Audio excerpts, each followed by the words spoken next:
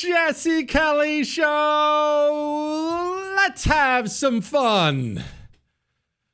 On a Wednesday, congratulations to you. You have crested the peak of the week. It is hump day. We're over halfway done. And man, oh man, do we have quite a few things to talk about tonight. And we're going to weave back and forth, and we're going to merge stories together, and we're going to laugh, and we're going to cry, and we're going to complain about the corporate world, which is hilarious. We'll do some emails. We'll talk about Trump dunking on the South African president right in his stupid face. We'll talk about what's going on with the judiciary, the GOP developing guts, all that. Andrew Cuomo will not go away, and so much more coming up on the world famous Jesse Kelly Show. But did you know that you should never own a leopard as a pet? Did you know that? You should never own a leopard, or a tiger, or a lion, or anything like that. Did you know that? I'm going somewhere with this. You just got to stay with me. Why? Well, have you ever seen a video of a lion attacking a zookeeper or something like that? A lion attacking someone at the circus? You've seen it, probably. But let's set that aside. Maybe you can justify the zookeeper or the circus guy. Hey, he's whipping me. He's making me do things, but did you know that there are countless warnings against owning a big cat, a big predator cat, because these animals, no matter how you've raised them, no matter how much they snuggle with you, love you, no matter how many times you've fed them, they're around the kids, they have a long recorded history of snapping. Well, we call it snapping, but attacking you one day and killing you. I forget if it was a man or a woman, had a leopard, and it was like 12 years old. It was really like it had raised it from a tiny little leopard baby. I don't know what you call those, a kitty, a cub, whatever it was. And one day, turned her back. The leopard pounced, dead, gone. Why did the leopard do that? There are things inside of people and animals that can change. Things you can adjust. Things you can move around. Some things are easy, some things are not easy, but even things you think maybe way deep inside of you that you can't change, maybe you can. Some things you definitely can. Me, if I ever wanted to become a good eater, I could become a good eater. I just don't have any desire to do so. Eat green beans instead of cheese. That sounds awful. No, I'm out. But with a long enough effort, could probably do it. But then there are things through social conditioning, through our upbringing, there are things that become so woven into us that they are us now, that you can't get those things out. When you own a leopard, you can love it and snuggle with it and feed it and take it to the beach and have a lovely time. But in the end, it's inside of that leopard to hunt prey, specifically prey that turns its back. And no matter how many snuggles you give Mr. Kitty, he's still a leopard in the end. There are things we have to acknowledge about evil people on this planet, both in our country and outside of this country. There are uncomfortable conversations we have to have about who is salvageable, who is worth the effort, and who simply should be defeated. You see, Trump today, it's all over the news, and I'll play you a bunch of cuts of it. We'll talk about South Africa and what he did with the South African president, but you're aware of what's happening in South Africa, because we've talked about it before. Not that I think you care a great deal about South Africa. I don't think you're cheering for it, but I don't think you care. I don't generally care that much, just because it's a foreign country, and you know I don't really care about foreign countries. But white people are now a minority in South Africa. They are generally the ones who own and work the farms of South Africa. The South African government is not only communists, they're race communists. It's run by racist black people, and they have made it policy now to take these farms from South Africans. Not only have they made it policy to take these farms, you see, they use stochastic terrorism the same way our politicians use stochastic terrorism. They will get up in front of mass amounts of people and they'll call for the killing of the farmers. And guess what? The animals over there operate just like the animals do here. You give them enough encouragement with enough stimulus, they will go out there and they will rape and they will murder. And it is a horrific, horrific thing. Happens all the time. Trump called him out today to his face. But why wouldn't you arrest that man? That man said, kill the white farmers, kill the white farmers. And then he danced, and he's dancing, and it's kill the white farmers. I'm not sure, but I think if somebody got up in Parliament and started saying, kill a certain group of people, he would be arrested very quickly. That man is going all over South Africa. And that's not a small party. That was a stadium that holds 100,000 people, and I hardly saw an empty seat. That's a lot of people. That's a lot of representation. And those crosses, we have dead white people, dead white farmers, mostly. And you take a look at Australia. They're being inundated, and we're being inundated with people that want to get out. He said more. He said this. No. You do allow them to take land. Nobody can take land. And then when they take the land, they kill the white farmer.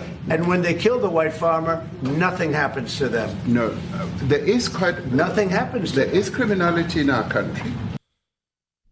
He even took the time to blast the media, which we'll go into in a little while. But that's not where I want to focus right now. We're going to talk about this for a little while. So we're going to move away from South Africa and come home, in case you're wondering. But the South African president said something. That press conference, I know you've already heard 1,000 audio cuts of it today. I got that. You heard every take. But there was part of it that jumped out to me that I haven't really heard people talk about. And it wasn't something Trump said. I very much enjoyed Trump dunking on him. It was what the South African president said right here. However, we do say, because we've got to deal with the past, the government, and as your government also. You hear what he said? Trump just called him to his face. Hey, there's a genocide. You're slaughtering white people. It's government policy to take their farms. Listen to him again. However, we do say, because we've got to deal with the past. We've got to deal with the past. Let's talk about race communism.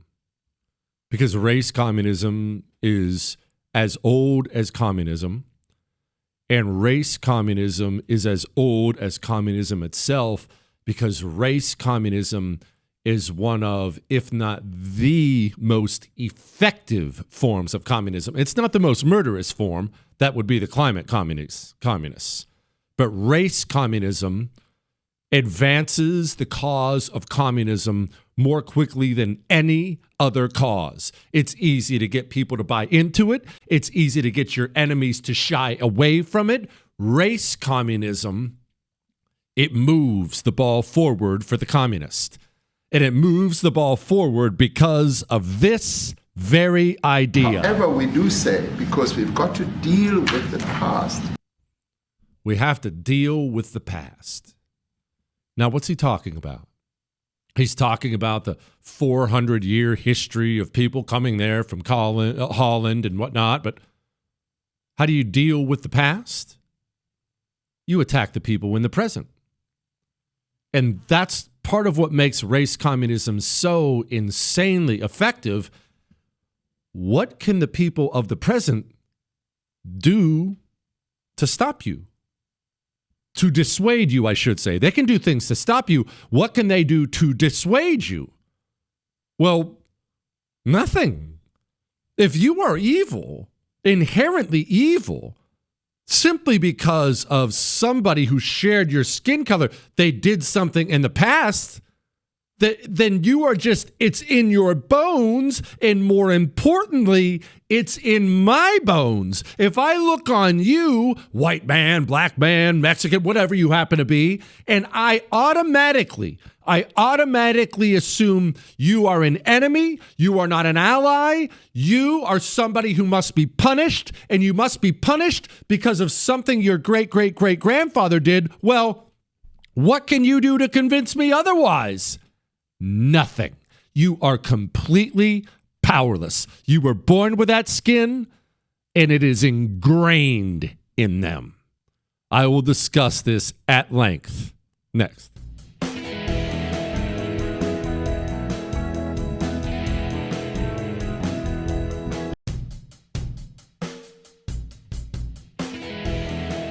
It is the Jesse Kelly Show on a fantastic Wednesday, having a really lighthearted conversation about race communism.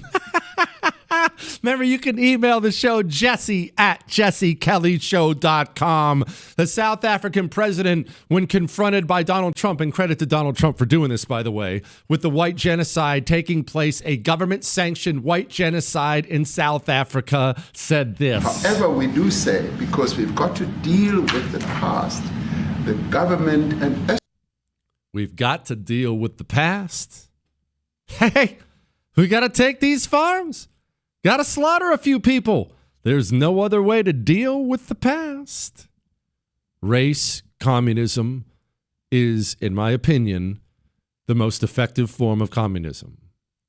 It's the most effective because it's easy to get people motivated by it. And when it comes to your opponents, it's easy to weaken their will to oppose you. It becomes who they are. You are inherently evil because you're white. I'm inherently good because I'm black. Once you get to that place, once that becomes woven into your DNA, or whatever race you want to do, once that becomes woven into your DNA, you will march forward attacking your enemy without end. But on the flip side of that coin, what if, for instance, well, I'll make this about me. I don't care about your race. Your skin color means nothing to me. Honestly, your religion means nothing to me. Are you somebody who shares my values? We could probably get along. It really means nothing. It's not that I love it or hate it. It means nothing. I don't care. So I'm somebody who doesn't want to be involved in any kind of a race battle. That doesn't interest me at all. Not interested in the least. But what if a whole group of black dudes got together and they decided I was the bad guy for being white? Well, at first, I would be a little bit confused. I don't understand. What have I done? I haven't done anything. But at some point in time, if I am maybe a different kind of a person, maybe I would be tempted to maybe even start apologizing. Hey, look, I'm sorry that, man, hey, my bad. I know that my grandpa, or look, I know some things happened to you in the past. Would you like evidence of this? I would invite you to go look at the Black Lives Matter video from Washington, D.C., where the street animals were marching through the streets, walking up to white people, eating outside, demanding they raise their fist in solidarity, and fist after fist after fist went up. Oh, you're right, I am sorry. Oh, you're right. Race communism is so effective at breaking down your defensives because you don't want to be called a racist. You don't want to be called whatever they've turned you into in their mind. It weakens your defenses and it motivates them. It's part of their DNA woven into them. The people who buy into that crap of every color, of every religion, the people who buy into it, it gets woven into their bones, and nothing you say can get them off of it. No law you pass will change their mind, and this is all going to come back to America right about now. Let's, in fact, go to Chicago. There's a great example of this. Mayor Brandon Johnson of Chicago, an infamous black racist, came out recently. We already played the audio for you on the show. I'm not going to play it again, where he said black people are the most generous people on earth, and that's why I only give these jobs to black people, and I'll give that job to black people. Mayor Brandon Johnson got confronted by this. I'll play both questions because they're both outstanding.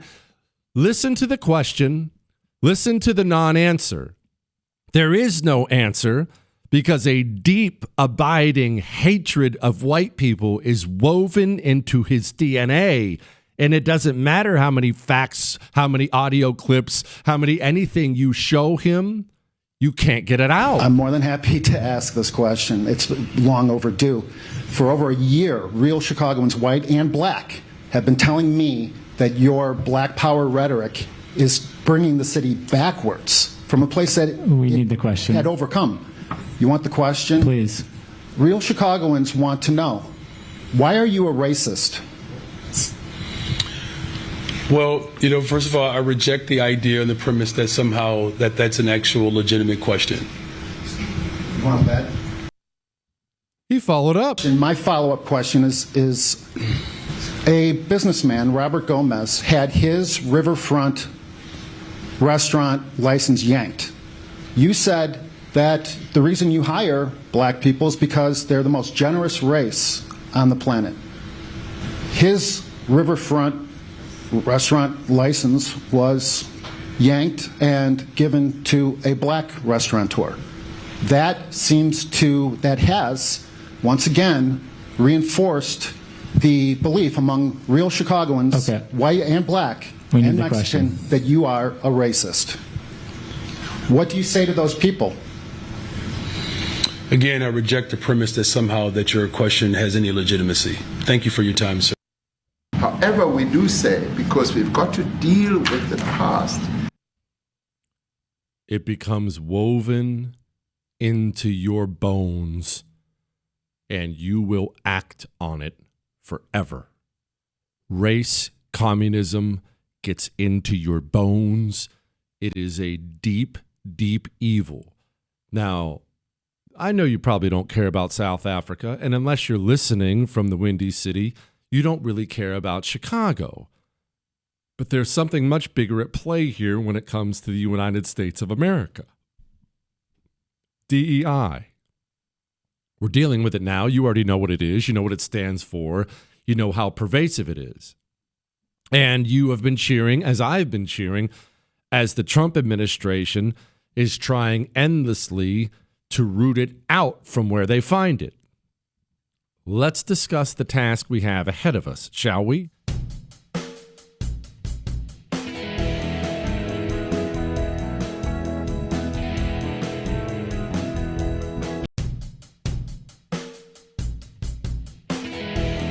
It is the Jesse Kelly Show on a fantastic Wednesday. We are discussing race communism specifically right now, how it's not only a global phenomenon, it is into America's bones. And this is really why I wanted to have this talk tonight before we move on and discuss other things. Obviously, it's in the news because Trump got out there, to his credit, invited the South African president in and didn't just do the standard glad handing stuff. Hey, glad you're here, so on and so forth. Sat down with him on camera and said, hey, you want to address this? But why wouldn't you arrest that man? That man said, kill the white farmers, kill the white farmers. And then he danced, and he's dancing, and it's kill the white farmers.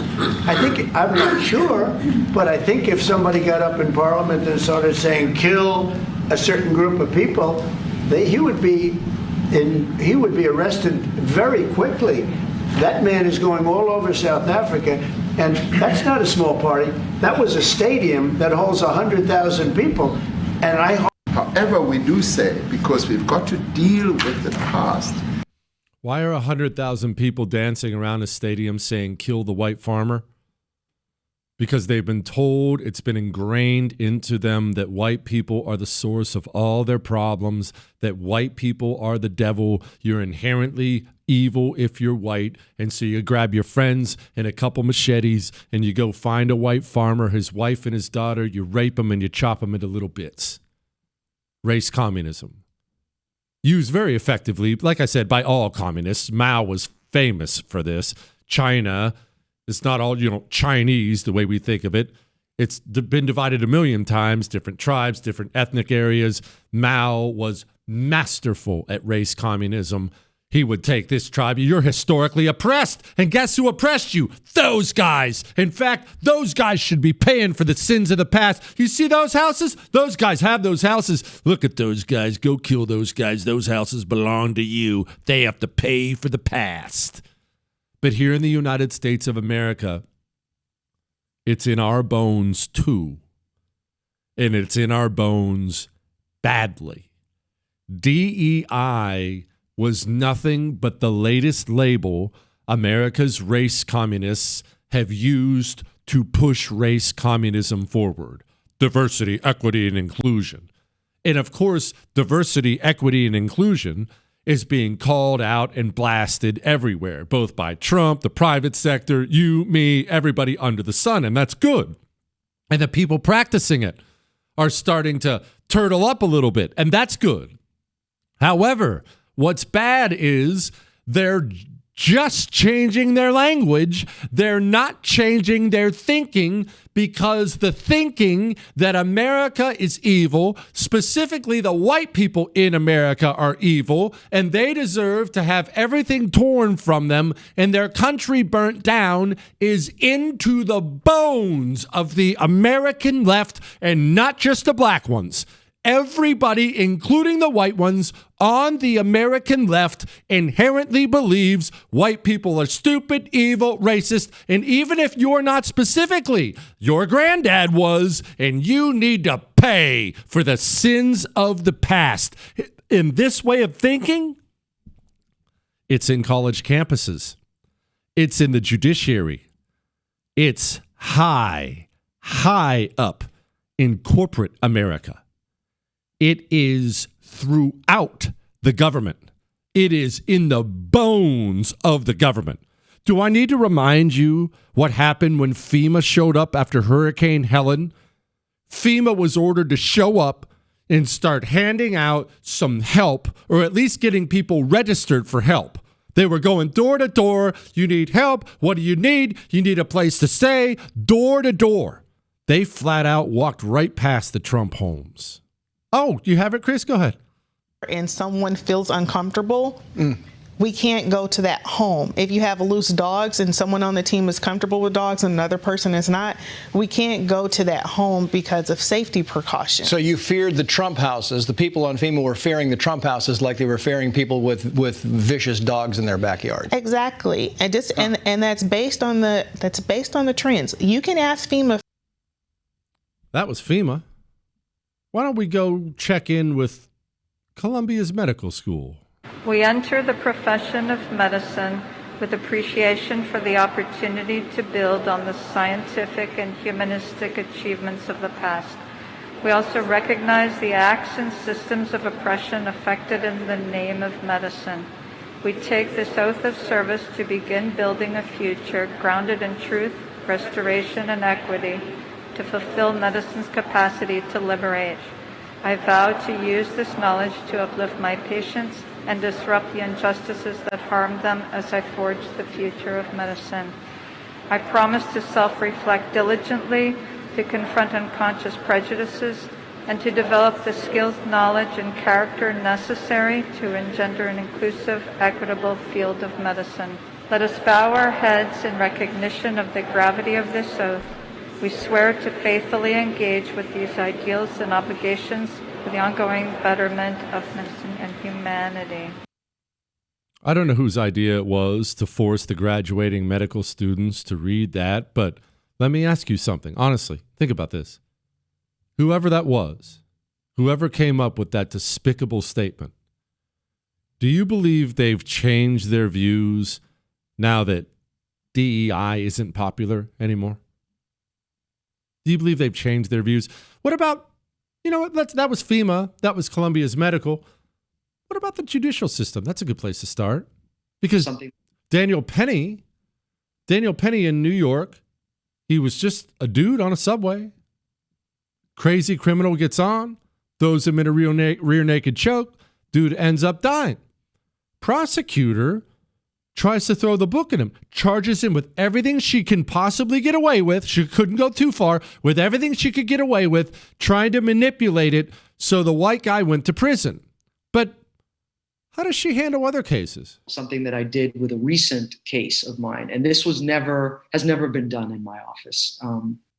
I had a murder case where the defendant did not intentionally kill the victim. He went into an ATM on the Upper West Side and tried to rob an individual. Unfortunately, it was an older individual. He was 86. And in the course of the robbery, he fell to the ground, and as a result, he died. This is, under the law, a felony murder, which is akin to intentional murder. However, when I first got the case, I learned, I took the time to learn about the defendant. And it was a strong case. So it wasn't about a whodunit. I knew immediately who did it. I could prove it. I could take it to trial that day and win it. But it wasn't about that. It was that the more I learned about the defendant and his life and the circumstances, the kinds of things that Jarrell was talking about, that one should take into account the trauma of that individual, I really felt incredibly sorry for him that he had gotten to that point in his life where he felt like there was no other choice but to commit this robbery. That's a white woman. The white guy, well, he's inherently evil. He has to pay for the past. However, we do say, because we've got to deal with the past. So he's got to go to prison forever. The black guy? Robbing some poor dude? Kills him? Well, what about his past? What about his ancestors? He deserves to be let off scot-free. That's in the bones.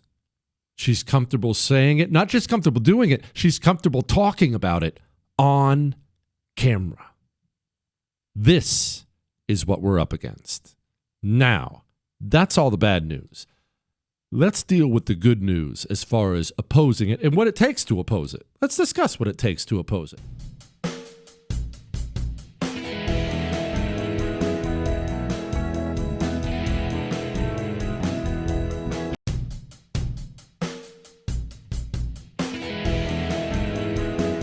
It is the Jesse Kelly Show on a fantastic Wednesday. Remember, you can email the show, jesse@jessekellyshow.com. jesse@jessekellyshow.com. Now, how do we deal with this race communism? What do we do? How do we handle this?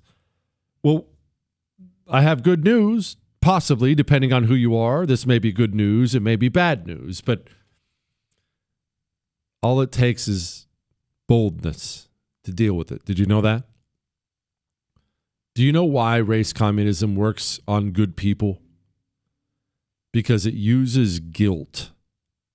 And guilt is an extremely, extremely effective thing to use on good people or nice people or whatever way you want to put it.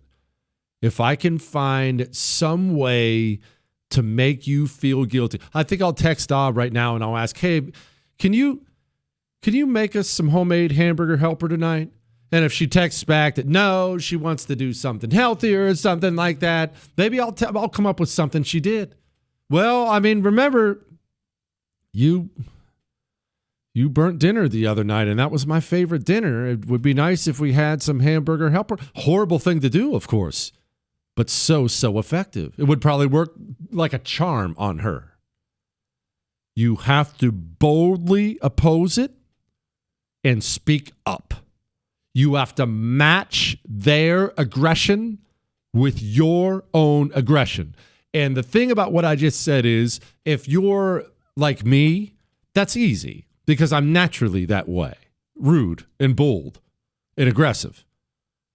But a lot of people, women in particular, will struggle with this, but some men too. It just depends on your personality, how you were born. For a lot of people, man, that gets uncomfortable. But really what this comes down to is a conversation you and I have had so many times before.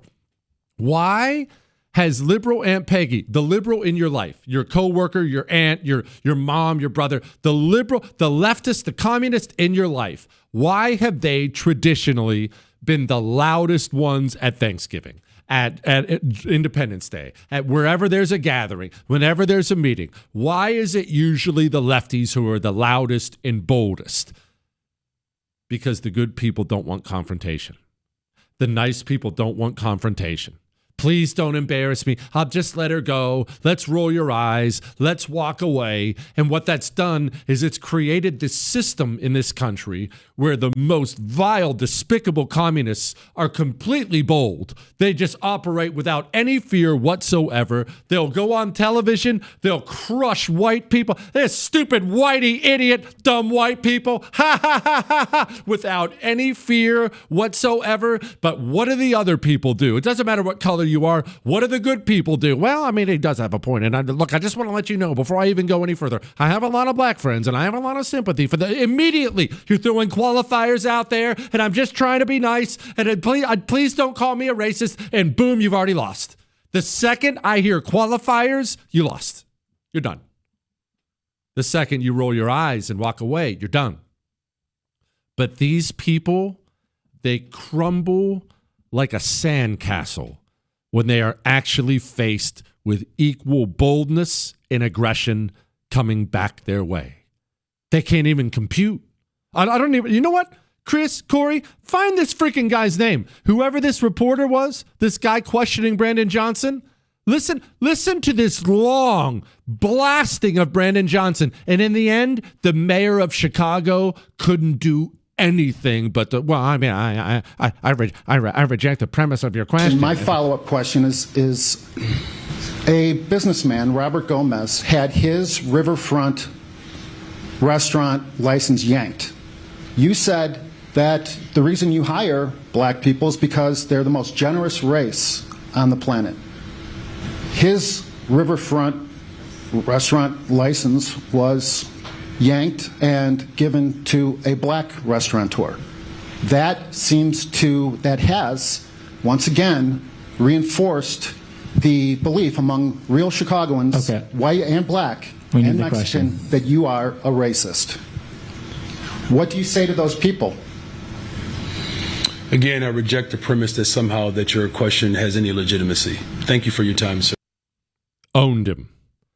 And you know what? I have to give credit where credit is due. Donald Trump deserves some credit for the change in how bold our side has become in dealing with communists. Did you hear him destroy this NBC reporter today from the White House? He's been doing this for 10 years. Sometimes it works, sometimes it doesn't. But what's happened is courage is contagious. And when he speaks like this, it gives people the boldness to do the same. Mr. President, the Pentagon announced that it would be accepting a Qatari jet to be used as Air Force One. What are you talking about? What are you talking about? You know, you got to get out of here. What does this have to do with the Qatari jet? They're giving the United States Air Force a jet, okay? And it's a great thing. We're talking about a lot of other things. It's NBC trying to get off the subject of what you just saw. You are a real, you're a terrible reporter. Number one, you don't have what it takes to be a reporter. You're not smart enough. But for you to go into a subject about a jet that was given to the United States Air Force, which is a very nice thing, they also gave $5.1 trillion worth of investment in addition to the jet. Go back. You ought to go back to your studio at NBC because Brian Roberts and the people that run that place, they ought to be investigated. They are so terrible the way you run that network, and you're a disgrace. No more questions from you. Go ahead. That's perfect. That's how you deal with them. Right in your stupid face. I think you're stupid. I think you're an idiot. Whatever argument they make, come right back at them. And this is easy, though, when you're dealing with an NBC News reporter. It's more difficult when you're dealing with race communists, especially in this country. But if we are bold enough to speak up, to speak out against this kind of filth, then we will really start to make significant gains. But I am warning you now, like I warned you to open the show. The leopard wants to hunt because it's in his bones. And the American communist believes white people are evil. It's in his bones. And he operates that way, whether he's a judge, whatever he is. And that's what we're up against. All right. We have to discuss something very important. Something about the Biden presidency.